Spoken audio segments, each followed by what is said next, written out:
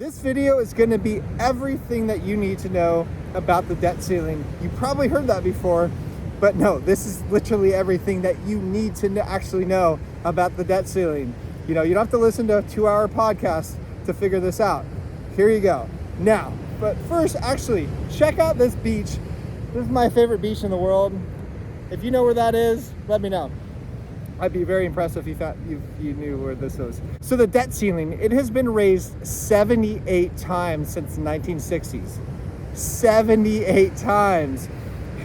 This has been going on for longer than I've been around, much longer than I've been around, and probably many of you have been around. Okay, so what has happened every single time?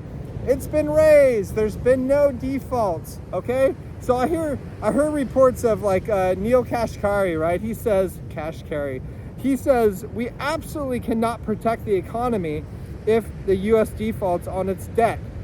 This is coming from the Fed. Since when has the Fed protected the U.S. economy or the world's economy? They protected themselves, definitely not the economy. Actually, to show you what the Federal Reserve has actually done to your US dollar, check out your purchasing power. This is the Fed taking care of your economy. Check it out.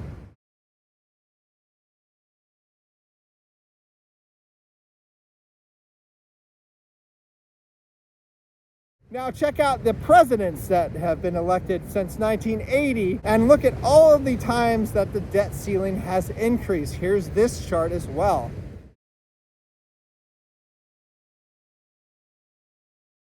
So now that's all you need to know. It's all a show, guys. Just relax. You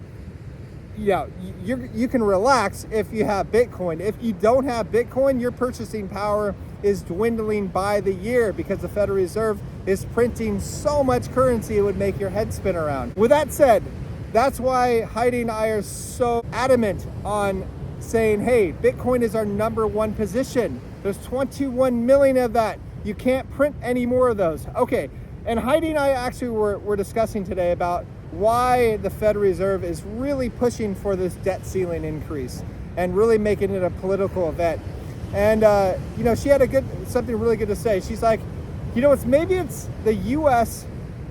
The citizens are now going to have a choice. They're going to feel like they have a choice on inflation. It's either inflation or shut down the government, which is going to destroy the economy, which is all the Fed Reserve chairmen are saying, and people on CNBC, all those people, they're like, it's going to kill the stocks, blah, blah, blah.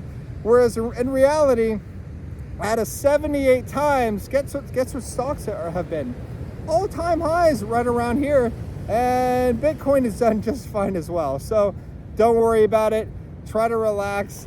This is really all you need to know instead of spending hours and hours on podcasts or YouTube videos, hearing people talk back and forth. It's just nonsense.